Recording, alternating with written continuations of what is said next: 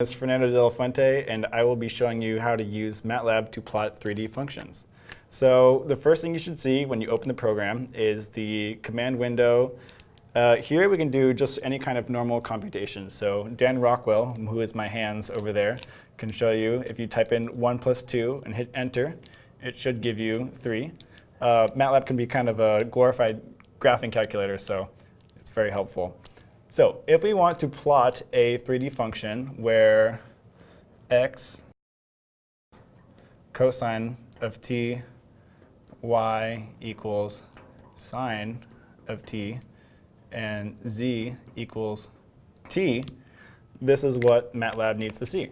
So what you're going to start writing is x equals at t cosine of t. So, and then you hit enter, and the next thing you should see is Matlab being, OK, so x is a function of t. Now you go ahead and do the same thing with y. Y equals at t sine of t. Hit enter, you should get the same message. And then finally, the same thing with z. So z equals at t. And then you hit enter.